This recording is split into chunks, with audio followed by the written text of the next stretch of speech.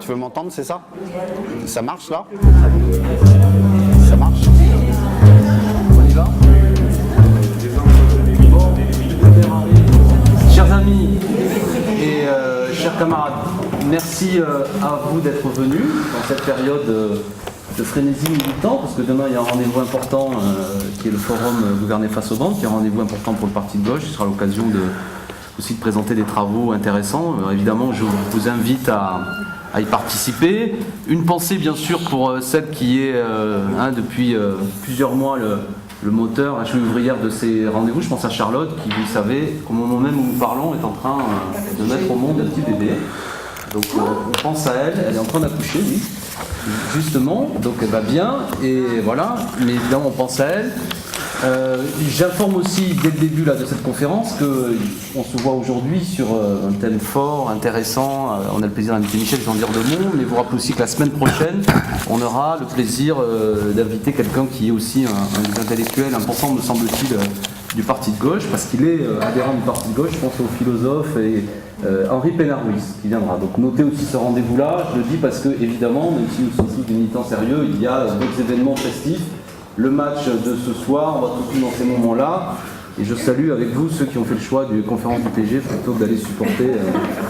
Il y a aussi des supporters de l'Uruguay, de Mourica, donc on verra ça après. Donc sur ces mots, remercier bien sûr Michel Soudé.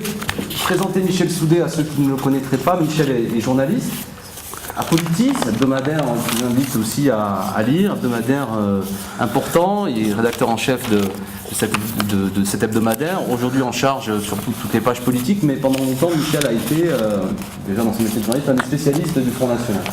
Et sans doute en plus, sans te flatter inutilement, mais un des meilleurs journalistes sur cette question-là. On pourra rentrer dans un nombre d'anecdotes connues dans ceux qui travaillaient sur le FN. Michel a été un des premiers à faire un travail rigoureux par rapport à ça, quand tu travaillais au Parisien notamment. Et Michel aussi a écrit notamment un ouvrage qui aujourd'hui date de 95-96. 96, ouais. Alors évidemment, le Front National a continué sa vie. Je ne sais pas d'ailleurs si Flammarion l'a encore réédité, je ne crois pas. Non. Le Front National en face. Donc, voilà, à la fois comme journaliste et aussi comme écrivain, tu as été, comme historien et politologue, tu as analysé le Front National de manière assez pertinente. Je signale aussi concernant les ouvrages sur le Front National, une autre de nos camarades, je pense à Christiane Chombeau, qui elle a rédigé pour l'instant ce qui constitue la seule biographie de Marine Le Pen, qui va, je crois, être prochainement aussi rééditée, retravaillée, mais qui est un document, si vous avez l'occasion de vous mettre ça entre les mains, c'est toujours des lectures utiles. Alors l'objet de la réunion de ce soir, je vais donner la parole à Michel, c'est le Front National, fantasme et réalité, sous ce titre-là. Nous sommes bien entendu au parti de gauche vigilants à l'évolution des forces d'extrême droite. On a souvent cette expression entre nous de dire qu'il y a une course de vitesse entre le projet politique qui est le nôtre et l'extrême droite. Et en France, l'extrême droite, depuis maintenant une bonne vingtaine d'années, est portée par cette formation politique, le Front National. Et on a vu lors des dernières élections régionales qu'après toutes les crises qu'a connues cette formation politique, scission interne, politique de siphonnage de la part de la droite, et notamment de Nicolas Sarkozy dans les dernières élections, qui avait amené à ce que notamment lors d'une élection présidentielle, le Front National avait réalisé un score un peu en deçà de ce qu'il avait pu réaliser. Il n'empêche que la force propulsive du Front National qui avait amené à ce que notamment en 2002 ils sont au second tour, on le voit bien, dans cette période de crise, est loin d'être aujourd'hui totalement anéanti, bien au contraire. On a vu dans les élections régionales comment il devient un acteur de premier plan qui peut être déterminant dans cette période de crise. Et à nous, militants de gauche, non pas dans une volonté ethnologique pour regarder des choses anciennes, on s'intéresse à l'extrême droite, mais bien parce qu'on pense, une fois de plus, c'est quelque chose qui est un acteur qui participe aujourd'hui dans le paysage politique à la prise de tête, la prise de conscience de millions de gens, et qu'il est important, parce qu'on est des militants, on le voit bien, que quand on discute avec des gens, il y a parfois une hésitation, une confusion sur ce que propose le Front National. Et je crois que ce que va nous proposer Michel aussi ce soir, c'est une analyse du FN, de ce qu'il dit vraiment, parce qu'il est important quand on parle et quand on essaie là aussi, dans un travail de contradiction à certaines personnes, de ne pas dire seulement des généralités qui n'ont aucun écho, mais bel et bien de connaître le programme du Front National. C'est donc l'objet de cette formation de ce soir. Michel, merci encore d'avoir pris ta soirée. Et puis on va donc t'écouter. Et comme toujours lors des formations du parti de gauche, il y a un moment d'introduction et de présentation politique qui est fait par l'invité. Puis après, bien sûr, un débat, des questions et des échanges entre nous. À toi la parole, Michel. D'abord, bonsoir. Merci d'être venu, malgré toutes les sollicitations extérieures. Pourquoi cette conférence? Tout simplement parce qu'il est de bon ton, et on l'a vu après, au moment des régionales, de dire que le Front National revient, que le Front National reprend du poil de la bête, que le Front National est de nouveau inscrit dans le paysage. Je n'avais pas remarqué qu'il avait disparu, mais en tous les cas, c'est le discours dominant, un discours dominant qui sous-tend un présupposé, quelqu'un ou une force politique l'aurait fait disparaître. Je crois que c'est le premier discours déjà faux contre lequel il faut s'inscrire. Nicolas Sarkozy n'a pas fait disparaître le Front National. Le Front National était toujours là. Et il faut toujours avoir en tête qu'on a d'abord une force politique qui existe, dont les scores se mesurent en pourcentage électoraux et en nombre de voix, mais on a aussi des idées portées par cette formation politique et des idées qui s'avèrent être finalement partagées par un nombre beaucoup plus grand que ceux qui votent Front National. Dans le monde politique, on trouve des élus à droite qui partagent des idées du Front National. On en trouve aussi à gauche, en moins grand nombre, mais on en trouve. On a aussi un certain nombre d'éditorialistes, de chroniqueurs qui peuvent véhiculer les mêmes idées. Et je me souviens d'avoir notamment été très intéressé par un sondage il y a de nombreuses années, puisqu'il était déjà, j'en avais fait état dans le livre, un sondage qui avait été fait sur les idées. Et on demandait aux gens, on leur donnait une idée, comme ça, est-ce que vous pensez qu'il y a trop d'immigrés? Est-ce que vous pensez qu'il y a trop de liberté démocratique en France? Carrément, voilà. Ça allait même plus loin que ce que peut proposer le Front National, et il y avait un taux d'adhésion faramineux à toutes ces idées, bien au-delà du potentiel électoral que le Front National pourrait rêver un jour. Donc il faut toujours bien se mettre en tête que les deux sont différents.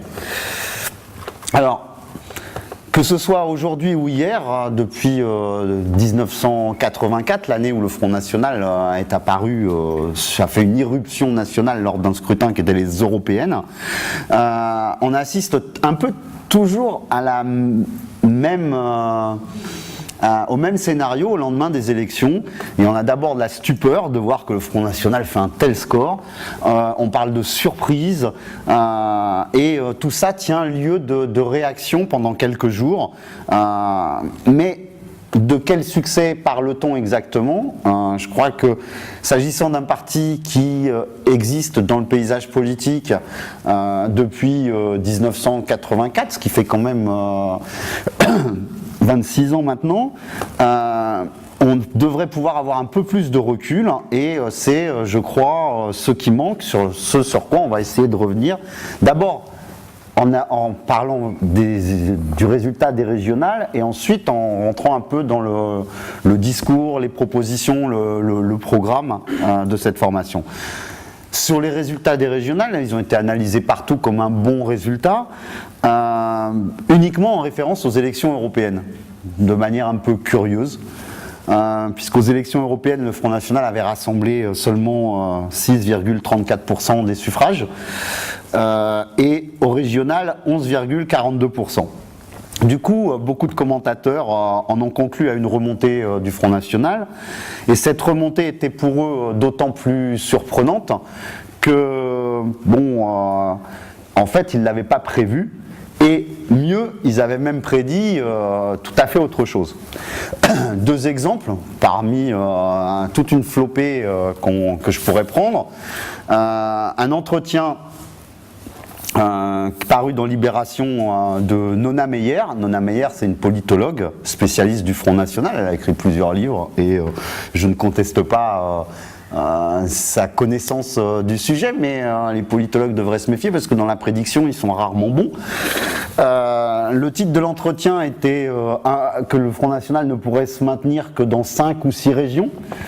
Elle doutait que ça puisse être autre chose qu'en PACA, en Rhône-Alpes, en Alsace, Champagne-Ardenne, Picardie peut-être, Nord-Pas-de-Calais bien sûr, et surtout elle disait que les ingrédients de base pour un succès du Front National avec la crise, les ingrédients de base sont là, mais il n'est pas en état d'en profiter.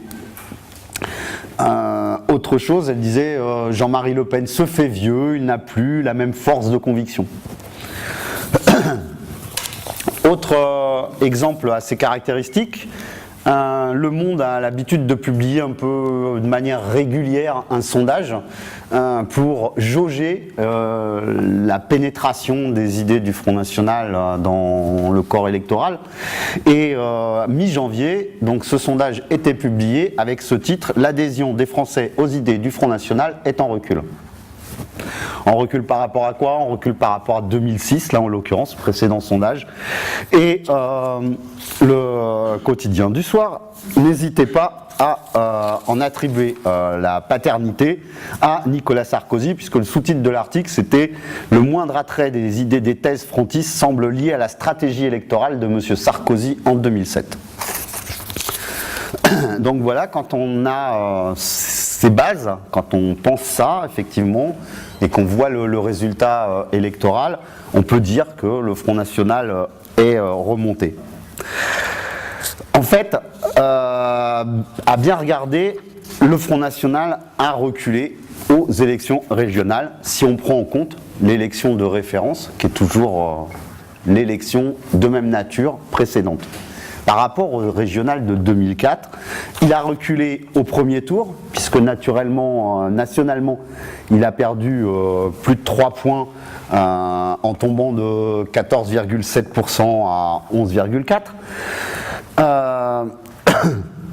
Et même si on prend en compte les petits groupuscules qui se présentaient aussi, que ce soit en 2004 et encore plus cette année, l'extrême droite globalement perd aussi 3,5 points. En termes de voix, c'est encore plus parlant, et d'un scrutin à l'autre, le Front National a perdu 1 340 000 voix. Autre élément qui permet de dire qu'il y a eu un recul, c'est que l'extrême droite reflue dans toutes les régions sans exception. Il n'y a pas une région où le Front National, l'extrême droite ne recule pas. Là, je parle en termes d'extrême droite.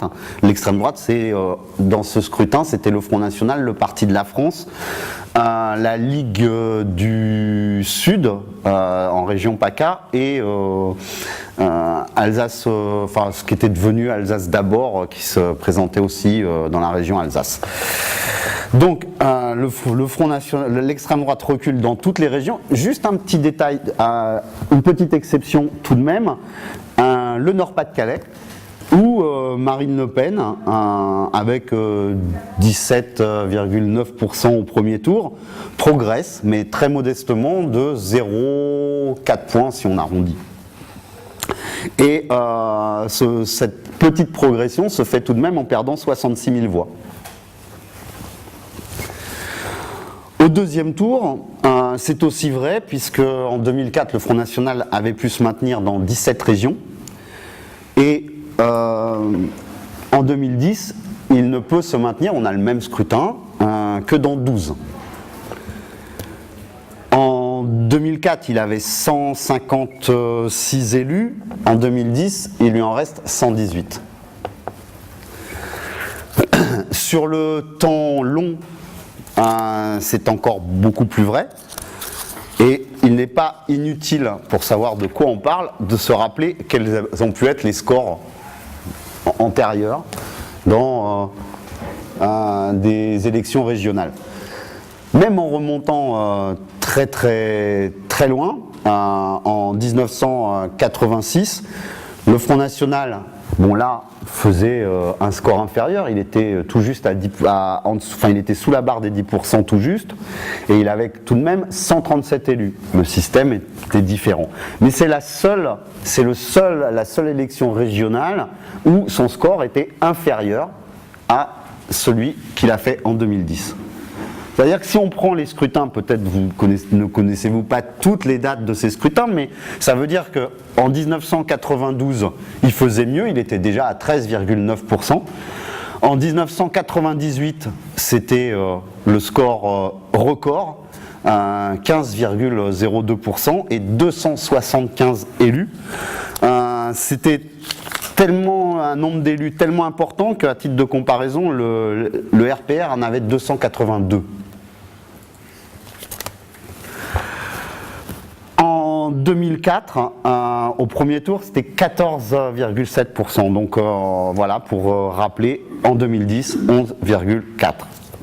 Tout ça, non pas pour relativiser à outrance, pour complètement démolir la thèse d'une remontée du Front National, mais pour la relativiser.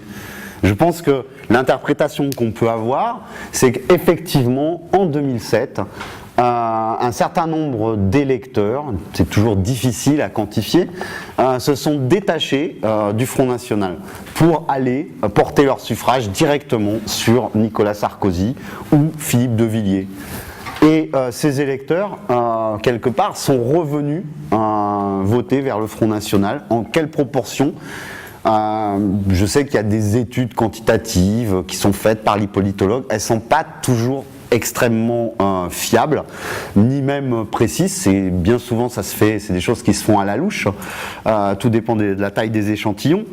Mais ces électeurs existent, à tel point qu'on a vu une modification même du vote. Au fil des scrutins, ce n'est pas toujours les mêmes électeurs qui vont voter pour le Front National. Et dans ce scrutin, on a pu voir, mais là, peu d'études le disent, parce que pour cela, il faudrait regarder bureau de vote par bureau de vote. Et finalement, il n'y a que dans une ville, c'est bien souvent les militants qui sont le plus à même de le faire, parce que quand ils ont un peu de mémoire électorale, quand ils connaissent à la fois les bureaux de vote, qui va y voter dans ces bureaux de vote, et quels étaient les votes précédents.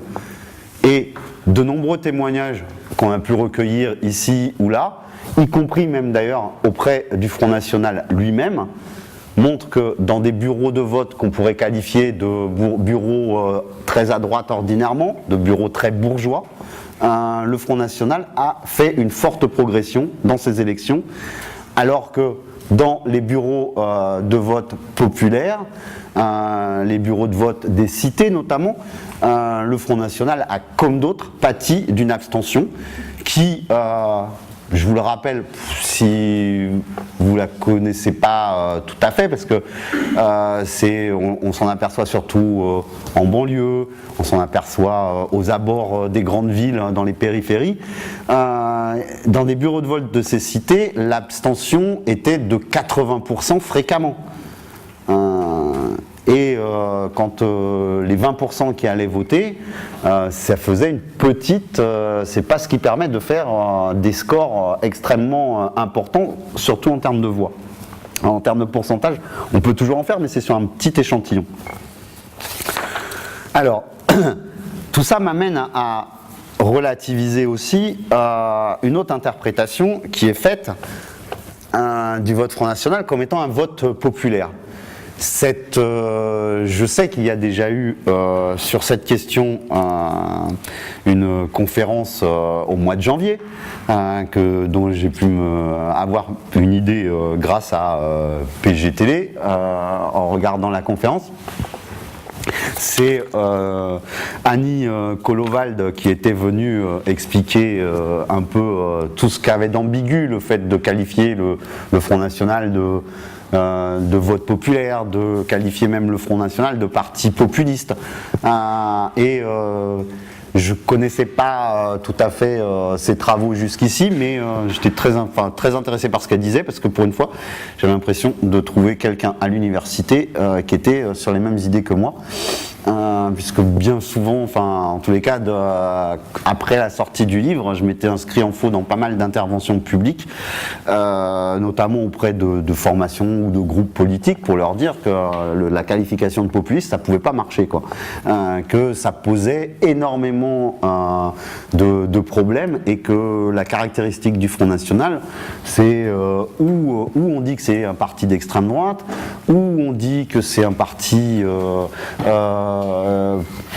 par certains côtés fascistes, néo-fascistes, mais que le fait de l'appeler, le qualifier de national, populiste, ça, c'est pas opérationnel, et ça ne peut que le servir, puisqu'il avait repris lui-même l'étendard, et après avoir fait une université d'été des jeunes sur le thème populiste et fier de l'être, le Front National le Jean-Marie Le Pen s'était présenté en 95 avec un projet de réforme de la Constitution pour une 6e République qu'il voulait nationale, sociale, populiste, je ne sais plus quelles étaient les caractéristiques, il y en avait 5, mais en tous les cas, c'est la République qu'il rêvait, elle devait être populiste. Donc, est-ce que c'est un vote populaire ?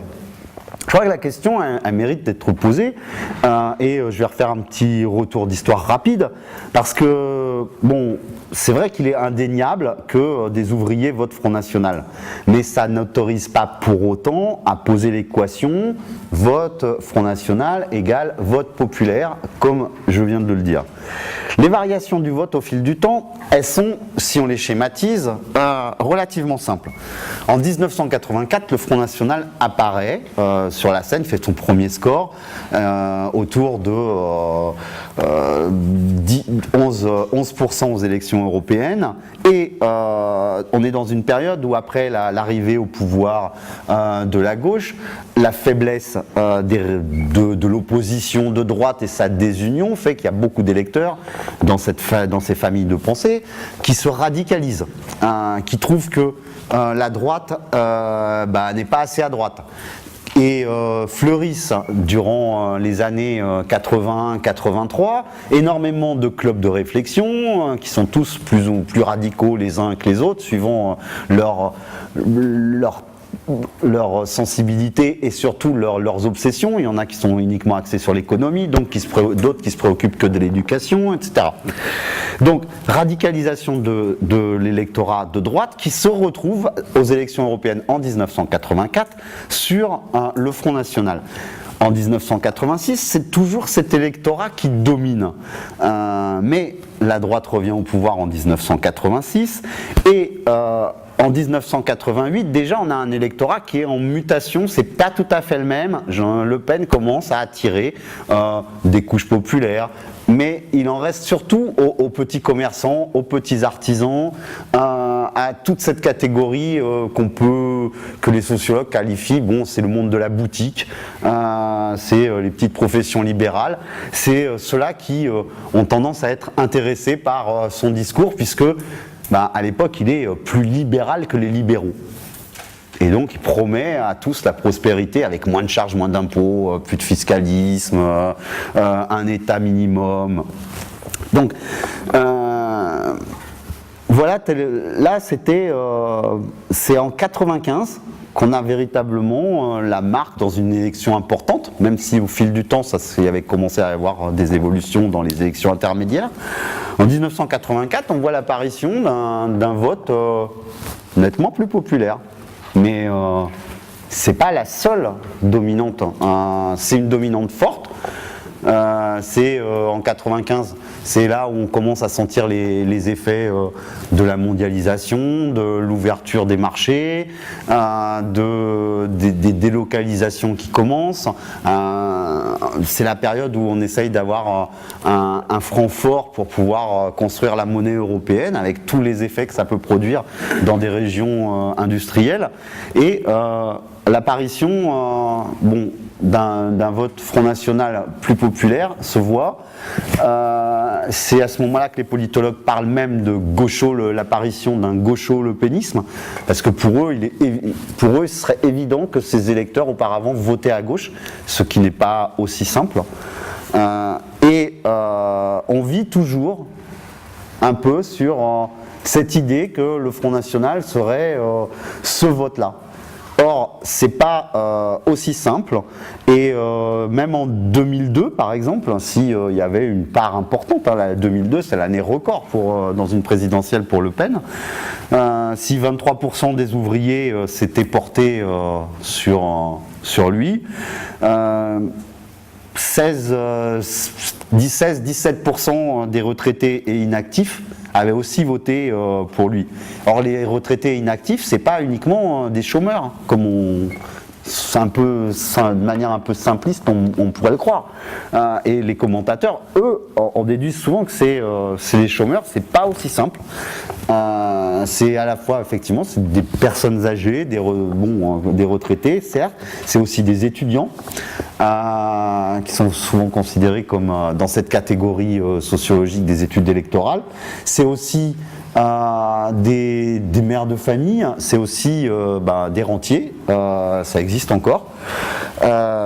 C'est une catégorie un peu fourre-tout, et là, par rapport à l'élection de 95, en 2002, autant d'ouvriers avaient voté pour Le Pen qu'en 95. Par contre, dans cette catégorie des retraités inactifs, c'était 11% en 95 et 16 à 17% en 2002. Donc quand il gagne un peu 900 000 voix entre les deux élections, c'est dans ces catégories où ça monte qu'il les gagne. Donc on voit bien qu'il y a une modification quand même du corps électoral. Et je me souviens que des enquêtes de terrain, qui sont faites par des journalistes, comme des reportages, avaient montré que Le Pen perçait, par exemple, dans les milieux viticoles, parce que c'était le seul à proposer l'exonération totale de droits de succession, de la transmission des propriétés viticoles. Il s'avère qu'il avait mis le doigt sur un réel problème, puisque avec l'augmentation du foncier et tout un tas d'autres raisons, une spéculation dans certaines régions sur les vins, l'arrivée d'investisseurs, les propriétés augmentaient et les droits à payer en termes de succession étaient de plus en plus forts, ce qui fait que ceux qui voulaient transmettre à leurs enfants avaient des problèmes. Il avait rencontré un succès dans des régions, et les journalistes qui avaient été sur le terrain rencontraient des gens qui disaient être intéressés par ce vote-là, et en tous les cas vouloir passer à l'acte. En 2010, qu'est-ce qu'on peut dire ? Dernier point pour relativiser sur le vote populaire. Autre chiffre très intéressant, en 1995, 13% des artisans, commerçants, chefs d'entreprise avaient voté pour lui, mais en 2002, c'était 31% dans la même catégorie, artisans, commerçants, chefs d'entreprise. 31. En 2010, qu'est-ce qu'il en est ? On a toujours une partie populaire, 17% des ouvriers, 15% des employés, 16% des chômeurs, selon différentes études. Mais on a aussi des pourcentages importants, et en attente des études compilées qu'on peut se procurer en général sur un scrutin comme les régionales à la rentrée littéraire, où on va avoir sans doute une ou deux études de politologues un peu sophistiquées. On peut quand même dire que le vote de 2010, c'était aussi il y a plein d'indices pour le penser, un vote de défiance à l'égard de la politique en général, et un vote d'électeurs qui sont ni droite, ni gauche, et une autre partie étant constituée de commerçants, d'artisans, de chefs d'entreprise, comme ont tendance à le montrer les observations sur les votes les plus à droite et les plus bourgeois dans un certain nombre de villes. Et Ça m'amène à juste une remarque, si je peux vous conseiller, mais je l'avais déjà évoqué, c'est quand vous voulez analyser un vote, préférer autant que possible les études électorales fondées sur la géographie et la connaissance du terrain, donc les bureaux de vote, la sociologie d'une ville ou d'une région, plutôt que les sondages. Parce que on sait très bien que les premiers à déclarer leur vote ne sont pas forcément ceux qui on peut être trompé, c'est-à-dire que dans les catégories populaires, vous aurez des gens qui iront assez facilement finalement déclarer leur vote par bravade ou parce qu'ils s'en foutent ou parce que c'est aussi une manière de râler auprès des sondeurs, alors que dans la bonne société, si on est sondé, on ne va pas aller avouer qu'on vote Front National. Et on ira l'avouer que quand le vote sera fait et sera gagnant. Alors,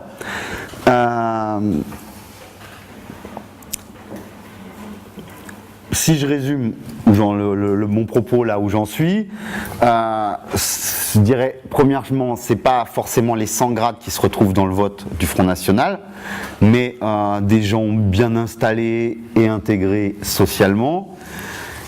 Deuxième aspect, c'est la droite et non la gauche qui ne réussit plus aujourd'hui à retenir une clientèle électorale qui se radicalise. Et est-ce qu'on peut parler, parce que c'est une vieille ancienne, d'anciens électeurs communistes qui seraient passés au Front National. Alors les rares enquêtes sérieuses qui ont été menées sur le virage du rouge au brun des anciennes citadelles communistes montrent que c'est assez faux. La réussite du Front National est d'abord liée à la mobilisation électorale d'anciens abstentionnistes de droite. Et les électeurs du PCF, c'est notamment des choses qui ont été observées dans tout le Nord-Pas-de-Calais, retournent là où tous les inclinaient socialement à être sans le rôle politique de ce parti, du Parti communiste, et sans l'inculcation d'une culture politique collective. Donc ils retournent vers ceux qui se désintéressent de la politique, qui ne répondent pas aux sollicitations électorales, ou alors ils vont se laisser séduire, enfin séduire c'est pas le mot, mais ils vont se laisser convaincre que peut-être faut voter utile. Donc beaucoup se sont déportés effectivement sur le vote socialiste. En tous les cas, dans les études qui avaient été faites dans le Nord-Pas-de-Calais, ont montré ce type de comportement. Donc, ce que je voudrais que vous reteniez, c'est que l'électorat du Front National est moins homogène que ce que sa définition présente comme un électorat protestataire ou un électorat attiré par un parti tribunicien. Bon, c'est moins homogène que ce qu'on veut nous faire croire. Et cette définition empêche même de prendre conscience de l'hétérogénéité de cet électorat. Par contre, on constate bien qu'il existe un vote politiquement constitué depuis 1986, notamment dans les régions du nord-est et du sud-est de la France. Et la régularité des scores, par exemple dans la région PACA, montre bien que là, il y a un électorat ancré. Depuis maintenant 26 ans, 25 ans, on a un électorat fort. Un électorat qui n'a pas de caractéristiques particulièrement populaires, en tous les cas pas au sens où on pourrait l'entendre en parlant d'une classe ouvrière, ou c'est pas de ça qu'il s'agit dans cette partie de la France. Et on a vu des différences encore au moment des élections régionales. Marine Le Pen, quand elle faisait campagne dans le Nord-Pas-de-Calais, ne tenait pas le même discours et ne faisait pas du tout la même campagne. Elle s'adressait à un électorat souvent ouvrier, de petits employés, déclassés, qui ont peur de l'avenir, dans une région touchée par le chômage. Tandis que Jean-Marie Le Pen, en PACA, faisait une campagne où il s'adressait à un électorat de droite traditionnel, gueulard, des rapatriés d'Afrique du Nord, qui caressaient dans le sens du poil. Et c'est pas un hasard si lui, il a été collé une affiche qu'il a présentée même à la télé comme étant une affiche censurée, où on voyait des mosquées fleurir partout avec une maghrébine ou une femme en tchador. C'est le type d'affiche qui a été collé. Ces affiches, on les a pas vues dans le Nord. Parce que c'était pas le thème de campagne. Donc on voit bien que s'ils sont capables de faire des campagnes différenciées, c'est qu'eux-mêmes savent bien qu'ils ont un électorat qui n'est pas le même partout et qu'on ne peut pas se tenir un discours unique. Alors, sur le dernier point dans l'introduction liminaire que je vais quand même proposer d'aborder, c'est la question du virage social du Front National. Le Front National qui tiendrait maintenant un discours social qui s'adresserait aux classes populaires. Ça va avec l'analyse précédente. Si on veut effectivement penser que le vote Front National est un vote populaire pour mieux le stigmatiser ou l'excuser, ce seraient des gens qui ne comprendraient pas tout, qui seraient pas diplômés, qui seraient quelque part perdus, à qui on pourrait pas parler un langage raisonnable. C'est tout ça qui est sous-entendu derrière. Si on pense ça, et c'est la même analyse qu'avaient fait certains du vote non au référendum sur le traité constitutionnel européen, c'était des incultes, les gens sans diplômés, inquiets, etc. Il y a toujours un espèce de mépris de classe dans ce genre d'analyse. Là, dans ce cas-là, il faut aussi penser que on essaye de développer l'idée que le Front National a un discours social et que c'est ça qui peut séduire éventuellement. Qu'est-ce qu'il en est exactement ? Tout au fil de son histoire, le Front National n'a pas été toujours sur les mêmes positions. Il a effectivement, à une période, dans la première partie de son existence, et c'était notamment une des thèses que je développais dans le livre, donc c'est pour pas en faire un mystère, jusqu'à la chute de mur de Berlin, si on simplifie, le Front National s'inscrivait complètement dans un atlantisme complet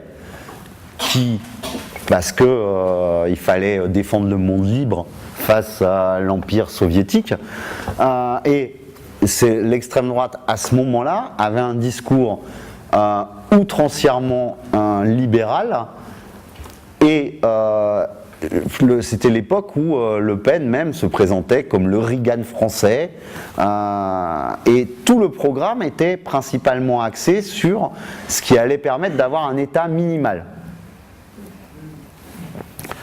D'ailleurs, une brochure programme, c'est juste sur certains aspects, parce qu'ils avaient un programme plus développé, mais une brochure programme de 1986-88, dans cette période-là, voilà, c'était clair, c'était pour une vraie économie libérale. C'est-à-dire que Chirac, c'était la fausse économie libérale. C'était l'idée sous-jacente. Donc effectivement, par rapport à cette période-là, quand en 1989, un certain nombre de penseurs à l'extrême droite s'aperçoivent que le vieux monde bipolaire de la guerre froide s'est terminé, est en train de s'achever, et quelques jours avant la chute du mur, il publie dans un mensuel d'extrême droite à l'époque, que c'était le choc du mois, un numéro sur qui fait le point sur leur situation par rapport au libéralisme, leur soumission aux États-Unis, et ils expliquent dans ce numéro, mais il y a eu beaucoup de réflexions théoriques à cette époque dans des revues encore plus marginales, sauf que là ça touchait déjà un public plus vaste au sein de l'extrême droite, que c'est terminé maintenant. L'Empire soviétique, ça doit plus faire peur, qu'il est temps que l'extrême droite retrouve ses racines idéologiques, et que aux origines de l'extrême droite, les courants contre-révolutionnaires étaient anti-libéraux. Que les courants contre-révolutionnaires étaient contre le cosmopolitisme. Ils étaient donc contre les États-Unis d'Amérique, qui était le symbole, le pays le plus cosmopolite qui existait dans les années 30, par exemple. Donc c'était la bête, c'était le pays honni, refuge des Juifs, de toutes les immigrations de gens sans racines. Tout un discours d'extrême droite était là-dessus, et c'était le fond, le terreau idéologique de l'extrême droite, c'était ça. Et ces intellectuels, parmi lesquels quelques responsables du Front National, expliquaient que du fait de la guerre froide, tout cet héritage avait été abandonné, et ils s'étaient rangés derrière les libéraux. Il leur avait servi de harki, c'était leur terme, et que maintenant il fallait en finir. Mais à partir de là, effectivement, on peut lire le discours du Front National comme un discours social. Sauf que c'est pas de ça qu'il s'agit. Parce que quand l'extrême droite des années 30 était contre le cosmopolitisme, l'extrême droite des années 90, 2000, le Front National, ils sont contre le mondialisme. Le mondialisme, c'est le nouveau nom du cosmopolitisme. Et quand il dénonce le nouvel ordre mondial qui apparaît au début des années 90, c'est la suprématie des États-Unis qu'il conteste, mais c'est pour les mêmes raisons. Quand on lit les textes qu'ils peuvent écrire, qui n'ont pas une grosse audience, et en tous les cas, ce n'est pas le discours public, c'est effectivement pour les mêmes raisons que dans les années 30.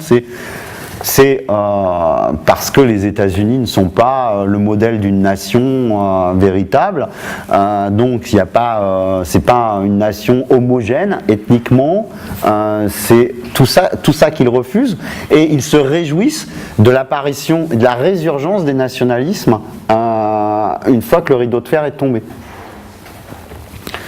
Donc la dénonciation du mondialisme, c'est leur dénonciation de la mondialisation, qui se fait avec la revendication à un retour à une certaine forme de souveraineté nationale, où on pourrait faire ce qu'on veut à l'intérieur de nos frontières, mais à l'intérieur de nos frontières, c'est l'économie libérale que le Front National veut défendre.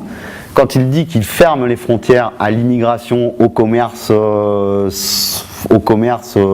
libre et à la concurrence libre, puisqu'on trouve ça aussi dans son discours, à partir du début des années 90, c'était parmi les premiers à dénoncer les accords du GATT, plus après la création de l'OMC, à montrer que dans des revues théoriques, que à chaque fois qu'on a baissé les droits de douane aux frontières extérieures, le chômage augmentait un peu, et surtout la croissance diminuait.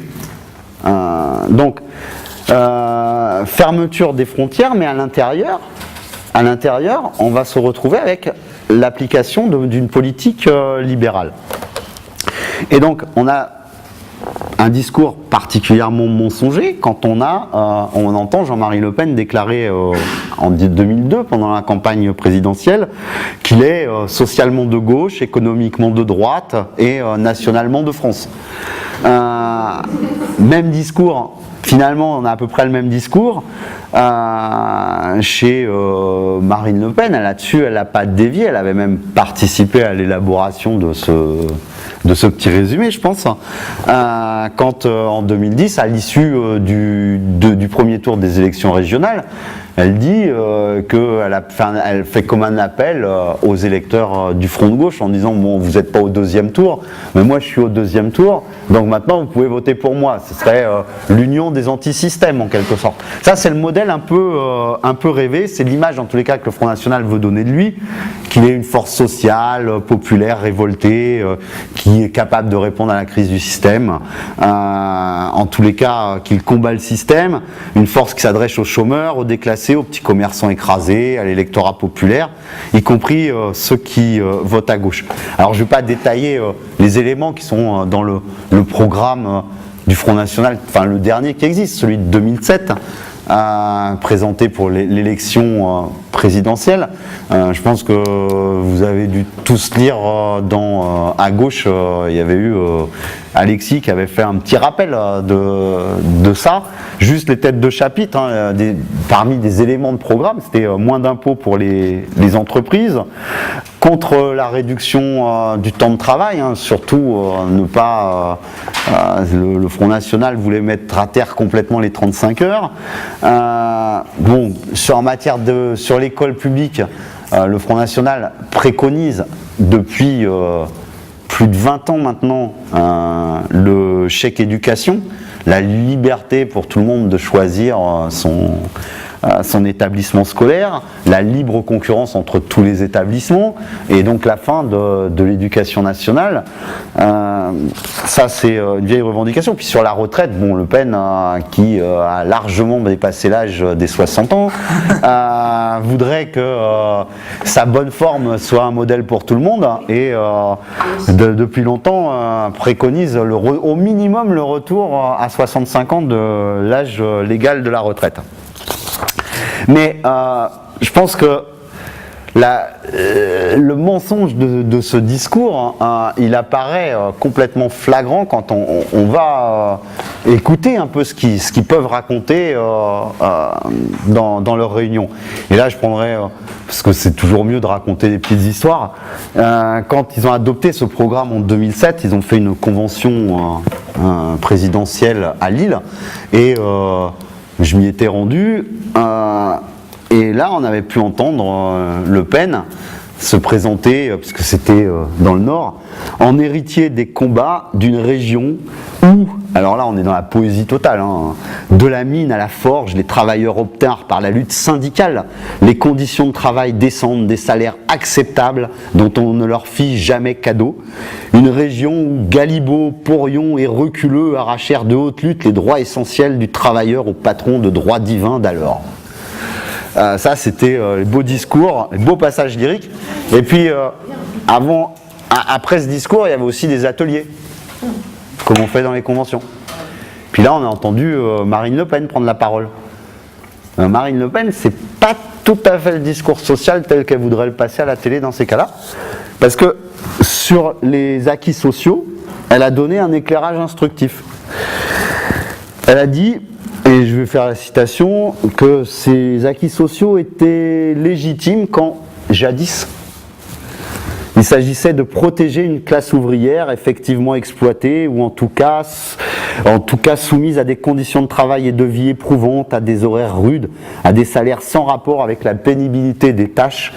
Il fallait que ces droits acquis de haute lutte ne soient pas remis en cause à tout va et que l'on préserve, par un effet de cliquet, la classe laborieuse d'un retour en arrière par des lois ou des majorités de circonstances. Mais aujourd'hui, la notion d'acquis social a une fois de plus été détournée de son but par la gauche et l'extrême gauche. Il ne s'agit bien souvent que de l'alibi pour les privilégiés pour les privilèges de salariés syndiqués qui font monter les enchères pour maintenir des régimes d'exception financés par la collectivité, ou encore d'un prétexte fallacieux pour préserver une situation privilégiée, pour ne pas supporter la moindre retouche aux 35 heures, on hurle au déni de démocratie et à l'atteinte aux droits acquis à la moindre velléité législative ou réglementaire. Donc les acquis sociaux, c'était bon dans le temps. Maintenant, ça ne doit plus exister, il n'y a plus de soucis. Voilà un peu ce qu'est réellement, mais on pourrait multiplier les exemples, le discours soi-disant social du Front National, qui a quand même été jusqu'à s'incarner à une époque dans la volonté de créer des syndicats Front National. C'est un phénomène, on pourrait l'évoquer de manière historique, parce que c'est intéressant. C'est vrai que lorsque le Front National était au summum de sa force, à la fois militante, parce que je ne l'ai pas évoqué, mais il fut une période où le Front National, quand il faisait ses plus hauts scores, en 98, juste avant la scission, le départ de tous les partisans de Bruno Maigret et de tous ses partisans, le Front National à ce moment-là comptait réellement. On avait récupéré le tableau Excel de leurs effectifs, des fédérations par fédération, 44 000 membres. À l'heure actuelle, au mieux, ils doivent être 25 000. Au mieux. Depuis cette période, le Front National a perdu énormément en termes de cadres capables d'organiser le parti, de le tenir, d'apporter une réflexion théorique. Donc de ce côté-là, c'est vrai que ça a été une perte, mais une perte militante aussi en nombre. Ça a été aussi une grosse saignée à l'intérieur, puisqu'il a fallu essayer de reformer tout ça. C'est la disparition de nombreux cadres, pas jeunes, mais d'âge intermédiaire et aussi de jeunes, à tel point que là, aux dernières régionales, le Front National parmi ses candidats était le parti qui présentait le plus de retraités, statistiquement, et la proportion était au minimum d'un tiers des candidats qui étaient retraités. Tout ça pour dire qu'à cette période où le Front National était très fort et avait des projets de conquête, il s'était lancé dans la constitution de syndicats dans différents domaines. On avait commencé par la police, bien sûr, par la RATP, ça marchait. Ils avaient commencé à en présenter aussi. Ils avaient fait une présentation de candidature aux élections prud'homales, sous l'appellation FN, je ne sais plus quoi, enfin ils avaient créé tout un tas de syndicats. Et l'intérêt alors bien sûr, tous les autres syndicats ont réagi, tout le monde a essayé de contester ces candidatures par des biais juridiques, et ensuite de changer les réglementations aussi. Mais c'est là où j'aimerais aussi qu'on ait cet aspect de la discussion à un moment, parce que ça peut être sur ce cas-là comme sur d'autres. Quand on a voulu empêcher les syndicats d'autres syndicats, et les syndicats Front Nationaux d'émerger dans différents secteurs, notamment la fonction publique, les bons ministres de l'époque, qui étaient de droite, puis après aussi de gauche, parce que ça s'est fait sur la période 97, 98. Entre-temps, il y a eu la dissolution et l'arrivée du gouvernement Jospin. Il y a eu un certain nombre de textes réglementaires pour durcir la possibilité de créer des nouveaux syndicats. Et je m'étais un peu inquiété avec d'autres à l'époque de l'utilisation qui pourrait être faite de ça, parce qu'il y avait une émotion. Comment un parti d'extrême droite, un parti qui développe des idées fascistes, se lance dans la constitution de syndicats, comment l'en empêcher ? La réglementation, c'est bien, ça a permis de mettre un terme, mais maintenant c'est cette réglementation qu'on oppose des fois, à la création de syndicats sud. Et on l'a vu récemment dans différents conflits où c'était ces vieux textes, enfin ces textes de circonstances mal ficelés qui leur étaient opposés. Donc, je pense que dans la manière de lutter contre le Front National, il faut aussi réfléchir aux moyens à employer pour ne pas renforcer un système que l'on dénonce par ailleurs, ce qui est aussi le cas du vote utile, qui a souvent été utilisé pour faire barrage au Front National, pour empêcher celui-ci d'arriver en deuxième position dans une élection au scrutin majoritaire à 2 tours, ce qui lui permettait de se maintenir, toutes sortes de choses comme ça, qui bien souvent n'ont fait que permettre à des politiques libérales de prospérer, quoi.